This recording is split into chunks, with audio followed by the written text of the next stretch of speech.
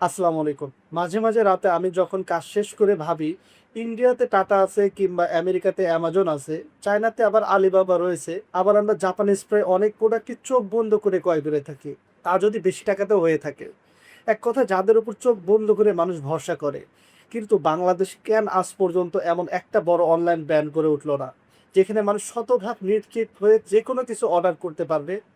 আসলে ভুলটা আমাদের পুরো ইকোসিস্টেমে। আমি এই বিষয়টা নিয়ে একটু রিসার্চ করে যা বুঝতে পারলাম, আসলে ভুলটা আমাদের পুরো ইকোসিস্টেমে। আর আমাদের দেশে একটি সাধারণ মনস্তত্ত্ব হলো আমরা অল্প টাকায় সেরা জিনিসটা চাই। এই কনসেপ্টের সুযোগ নিয়ে বাজারে তীব্র প্রতিযোগিতা শুরু হয় এবং টিকে থাকার জন্য কোম্পানিগুলো সোর্সিং এ কম্প্রোমাইজ করে, নিম্নমানের বা ভেজাল প্রোডাক্ট এনে দাম কমিয়ে দেয়।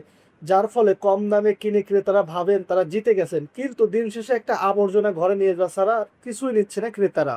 আচ্ছা, আপনারা কি নিজেরা কি অনলাইনে কেনাকাটা করার সময় এই কম দামে ফাঁদে পড়েছেন? নাকি ব্র্যান্ডের নাম দেখে অতিরিক্ত দাম দিয়ে ঠকেছেন? আপনাদের রিয়েল অভিজ্ঞতাটি কিন্তু আমাদের কমেন্ট বক্সে শেয়ার করতে ভুলবেন না। কারণ আমরা জানতে চাই আপনাদের আসলে সমস্যাটা কোথায় এবং সাথে সঠিক সমাধানটা কোথায় এবং আপনাদের সাথে কি ঘটেছিল তা আমরা জানতে চাই এবং দর্শককে জানানোর অনুরোধ রইল। আবার এই উল্টো পিঠটাও কিন্তু সমান ভয়ঙ্কর। অনেক প্রতিষ্ঠান মনে করে দাম ডাবল করে দিলেই বুঝি কাস্টমার সেটাকে প্রিমিয়াম ভাবে।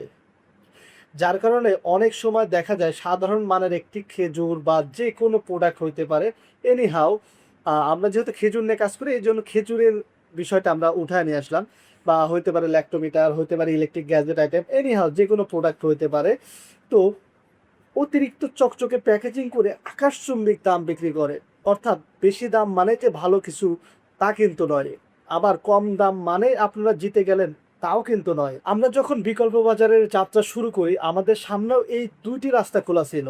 হয় সস্তা জিনিস বিক্রি করা, সস্তা জিনিস বিক্রি করে লাখ, লাখ অর্ডার নেওয়া, নয়তো অতিরিক্ত দামের ট্যাগ লাগিয়ে প্রিমিয়াম সাজার ভান ধরে আপনাদের সামনে আসা। কিন্তু আমরা এই দুটোর কোনোটিতেই না গিয়ে সততা আর যৌক্তিক দামের সঠিক সোর্সিং এর রাস্তা বেছে নিয়েছি। যদি আপনারাও আমাদের সাথে একমত হন এবং মনে করেন বাংলাদেশের সস্তা বা অতিরিক্ত দামের এই ভণ্ডামি বাদ দিয়ে একটি শতভাগ বিশ্বস্ত এবং যৌক্তিক দামের ব্র্যান্ড গড়ে ওঠা দরকার, তবে আমাদের এই সততার জানের পাশে দাঁড়াতে পারেন।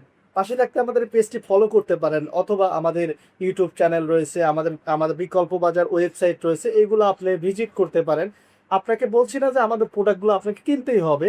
আপনি আমাদের বিকল্প বাজার ওয়েবসাইটে ভিজিট করেন, আমাদের প্রোডাক্টের যে ডেসক্রিপশনগুলো পড়েন এবং বিস্তারিত দেখেন।